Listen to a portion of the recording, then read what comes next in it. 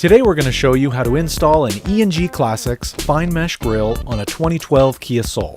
This grille is a great looking mod that will make your car stand out from the crowd and give it a unique touch of elegance and style. Installation will likely take you between 45 and 90 minutes and consists of 15 steps. You will need the following tools and supplies.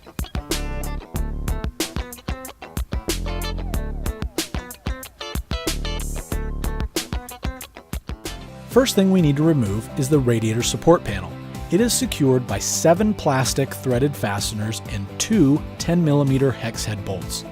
Use your screwdriver to loosen the plastic fasteners, which will simply pull out once you've backed out the plastic screw far enough.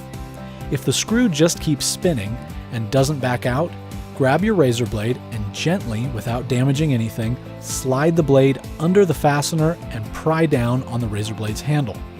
This will lift the fastener slightly and enable the thread on the screw to engage, backing out the screw. Once you've removed all 7 plastic fasteners, remove the 2 hex head bolts with your ratchet and socket. Remove the radiator support panel and set it aside. Now we're going to remove the upper grille assembly, which contains 7 screws. The 2 at the top are fairly easy to access, but the 5 on the bottom are a little more tricky. If you're having a hard time locating the bottom screws, use the telescoping mirror to help you find them. This is where your flexible or offset screwdriver will be needed, since there is not very much clearance behind the grille.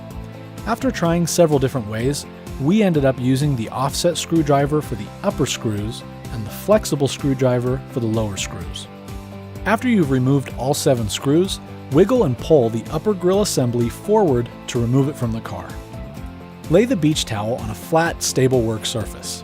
We simply used the concrete driveway, but a workbench would work great as well. Place the upper grille assembly on the towel and apply masking tape over the entire chrome bezel in order to protect it from getting damaged. Turn the grille over and remove the 4 screws that hold the upper grille assembly together. You don't need to worry about these screws since you won't be using them again when we reassemble the grille. Once you've removed all 4 screws, press down and then out on the chrome tabs that hold the bezel onto the grille. Then gently separate the grille and bezel from one another. Get your black enamel paint pen and carefully black out the upper mounting tabs located on the factory chrome bezel, and allow the paint to dry. Align the upper mesh section into the factory upper grille. The mesh is custom cut, so it will be a perfect fit. Realign the chrome bezel over the mesh. Holding onto the bezel so it doesn't come apart, turn over the whole assembly. Use 4 of the supplied 1/2 inch countersunk screws to secure the bezel to the grille assembly where the factory screws were removed. Hand tighten until the mesh and chrome bezel sit snugly against the factory grille. Do not over tighten or you will strip out the screw holes. Push down on the grille in order for the upper center mounting tabs to protrude out of the back of the grille as far as possible. While you're doing this, drill a 1/16 inch hole through the tab and install the supplied 1/2 inch countersunk screw to secure it. Do this to the 2 upper center tabs only. With our install, we found it was actually pretty difficult to get the supplied 1/2 inch screws to bite into the upper grille because they just weren't quite long enough. Luckily, we had some 5/8 inch countersunk screws on hand in our garage, and once we tried using those, it was a piece of cake to put together. So if you want to spare yourself some potential headache, you may want to pick up some number 4 stainless steel countersunk screws that are 5/8 of an inch long, and it will make your assembly go much faster and easier. Carefully slide the upper grille assembly back into place, making sure it's fully seated, and reattach the 7 screws that hold it in place.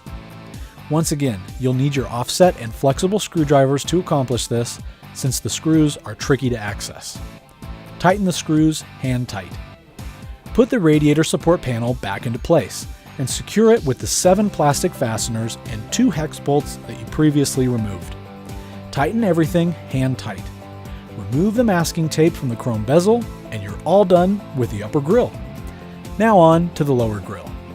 Apply masking tape around the lower factory grille openings in order to protect the plastic bumper from any scratches. Place the lower mesh grille surround on the towel with the mirror side that has a protective film covering it facing down. Make sure that the exposed metal surface is completely clean and dry. Take the supplied double-sided tape, measure it, and cut it to length to the bottom edge of the grille surround. Stick any remaining tape to the top edges of the surround. Peel off the plastic backing to expose the top side of the tape. Carefully align the mesh sections into place, making sure you do not cover any of the mounting holes with the mesh wire. Once they are correctly aligned, press the mesh firmly onto the double-sided tape to ensure solid adhesion. Peel off the protective film covering the front of the lower grille assembly surround and carefully lower the assembly into place on the car. Once it's in the right position, use several strips of automotive masking tape to hold the grille in place. Using the supplied pinhead Torx bit on your electric drill, install the 8 Torx head screws to secure the grille onto the front of your car. Install all of the screws, but don't fully tighten them yet. The screws will easily self-tap into the soft plastic factory grille. Once you have all the screws installed but not fully tightened, you can remove the protective masking tape from the bumper. Now you can tighten all the screws hand tight using the pinhead Torx bit and your multi-bit screwdriver. Just make sure you don't over-tighten the screws or you will strip out the holes in the factory grille.